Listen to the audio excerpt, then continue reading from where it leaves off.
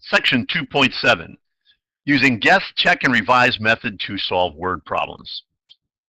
First example, we want to use the guess, check, revise strategy to solve word problems. Number one, Billy has 13 coins in his pocket, and the sum of the coins is 21 cents. Determine the type of coins Billy has in his pocket. And we want to use exactly what this sounds like. We want to guess and we want to check. For example, if I used 2 dimes and 1 penny, that would give me 21 cents. But the problem is I have 13 coins in my pocket, and I need 13 coins to add up to 21 cents. So therefore, this method is incorrect. Even though it got 21 cents, I only have 3 coins. Therefore, I need to make another guess. And I'm going to say there are 2 nickels, which I know is 10 cents.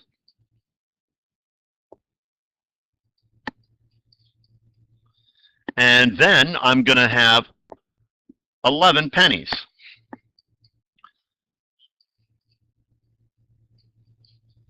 And the sum of that quantity is going to give me 21 cents, which is the amount of money I need. And I also have 13 coins. So I guessed, I checked, and revised the problem to get 21 cents and 13 coins. Therefore, he has 2 nickels and 11 pennies. Again, I want to use the guess, check, revise strategy to solve problems. Again, use the guess, check, revise strategy to solve problems. Number 2, Kim and Sue went out for Halloween and came home together with 90 pieces of candy. Kim collected 30 more pieces than Sue. How many did each collect? Well, I have Kim and Sue. If they both collected 45 pieces, that would give us a total of 90 pieces of candy, which is exactly what I want. But Kim has to have 30 more than Sue, and here they are equal.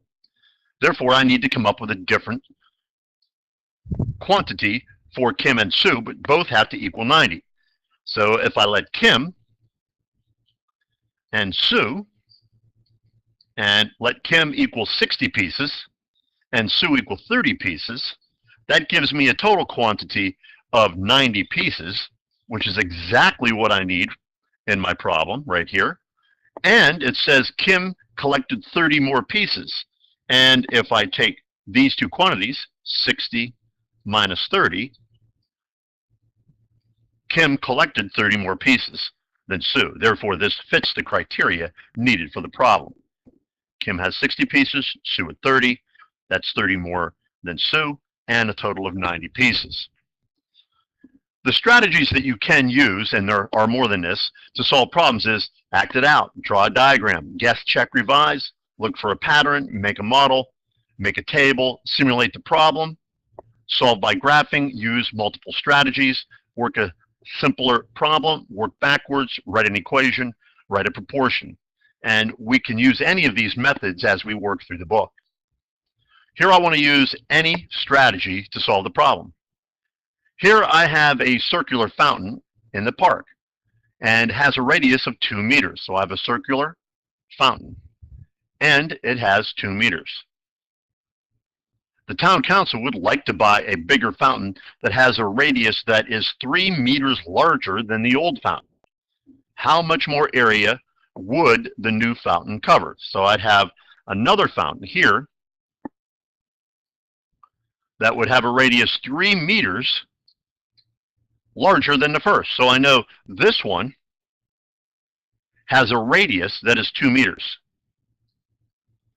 This one has a radius that is 3 meters larger than this. Therefore, 3 plus 2 is 5 meters. Now I need to determine how do I find the area of a circle. Therefore, I can find that, and that area would be A equals pi r squared. Now I just use the formula for each. Area equals pi r squared. That means area equals pi times 4, and I can use this as I always have the coefficient out front, even though this isn't a variable. I would rather say 4 pi. And over here, I do the same thing. Area equals pi r squared. Substitute in pi, and I'd have 5 for the radius, and that would give me pi times 25, but I know that could be 25 pi.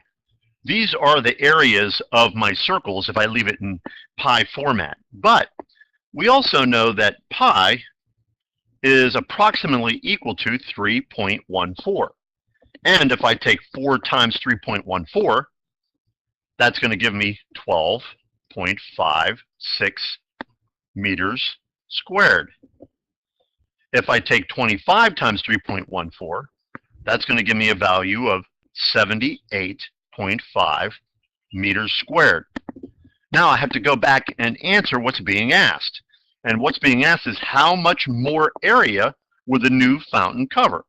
Well, that would be 78.5 minus 12.56. And all I have to do is subtract the two values, borrow, that's going to give me 4, borrow again, that's going to give me 14 minus 5 is 9, and then I subtract, which is going to give me 65.94 meters squared. So it's going to cover an area that's 65.94 meters squared larger than the old fountain. Again, we want to solve using any strategy. Jim's age is 32. Jim's age is the same as Bob's age times 2. What is Bob's age? Well, I don't know how old Bob is. Bob is X. That's how old Bob is. But I know that Jim's age is the same as Bob's times 2. So therefore, I know Jim's age is given to be 32. And I can get that number by taking Bob's age times 2. Now what I can do is solve the small equation. Since 2 is multiplying my variable, I'm going to divide on both sides by 2. And that gives me x equals 16. So therefore, I know Bob is 16 years old. Again, I want to solve by using any strategy. A certain cold strain cannot survive long in the open air. A scientist analyzes 250 cells in an open-air sealed container. The cells die at a rate of 25 per second. How many cells are alive after 5 seconds?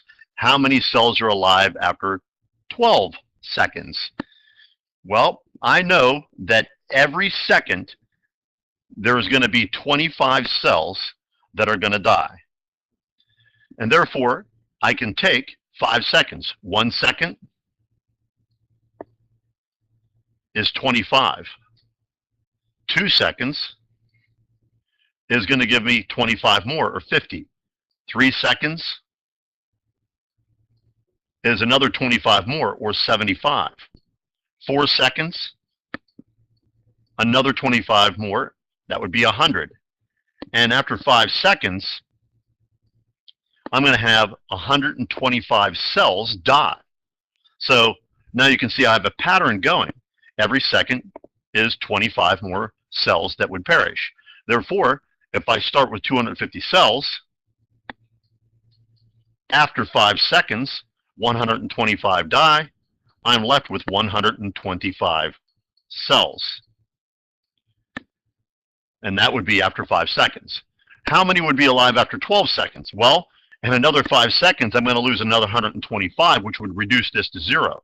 So after 12 seconds, there would be no cells alive.